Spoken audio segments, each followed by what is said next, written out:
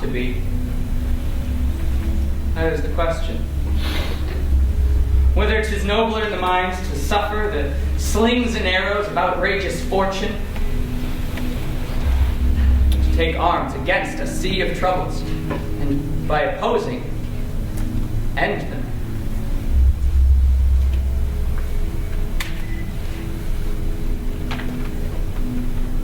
To die.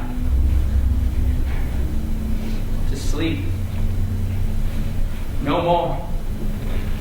And by sleep to say we end the heartache and the thousand natural shocks that flesh is heir to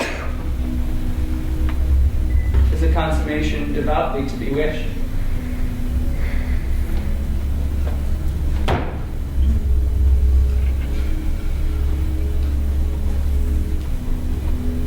To die. To sleep,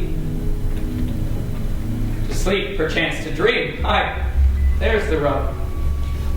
For in that sleep of death, what dreams may come when we have shuffled off this mortal coil must give us pause.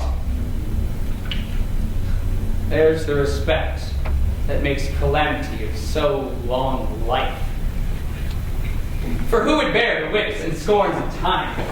The oppressor's wrongs, the proud man's contumely, pangs of despised love, the law's delay, the insolence of office, the spurt that patient merit of the unworthy takes, when he himself might his quietus make with a bare bodkin. Who would fardels bear to grunt and sweat under a weary life, but that the dread of something after death?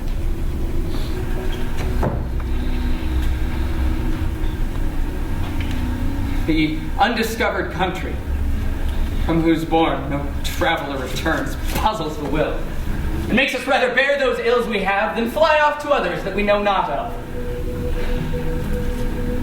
Thus, conscience does make cowards of us all. And thus, the native hue of resolution is sicklied o'er with the pale cast of thought.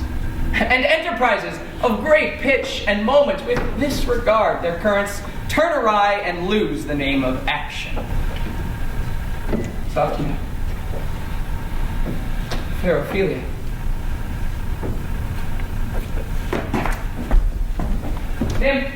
In thy orisons be all my sins remembered. Good, my lord. And how does your honor for this many a day? I humbly thank you. Well.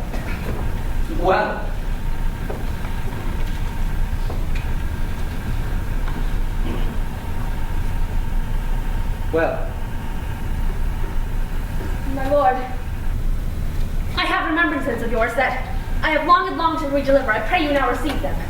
No, not I. I never gave you up. My honored lord, you know right well who did. And with them, words of so sweet breath composed, as made the things more rich, their perfume lost.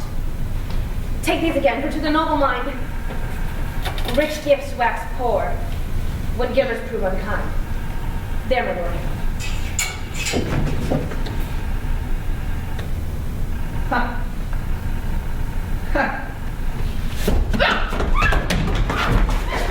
Are you honest? My lord! Are you fair? I mean, your lordship! Then if you be both honest and fair, your honesty should admit no discourse to your beauty. Could beauty, my lord, have better commerce than with honesty?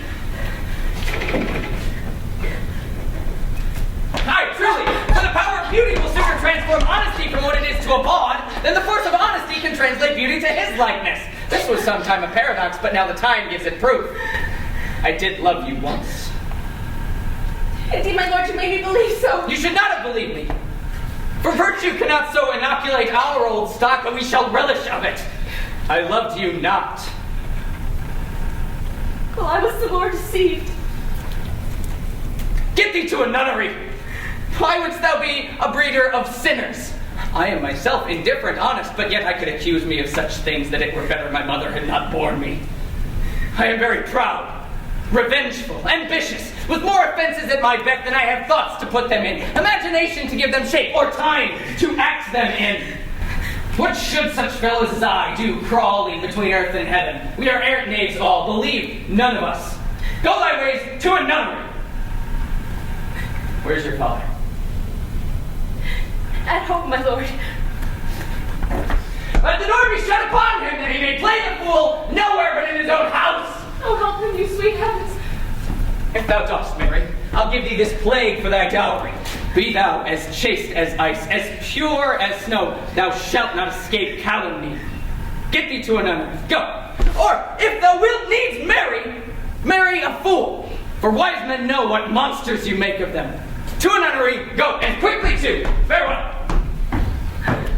Oh, heavenly powers, restore him!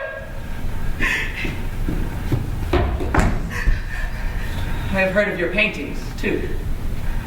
Well, God has given you one face, and you make yourselves another. You jig, you amble, and you lisp, and you nickname God's creatures and make your wantonness your ignorance. Go to, and no more on it. You have made me mad. I say, we shall have no more marriages. Those that are married already, all but one, shall live. The rest shall keep as they are. To a nunnery, go!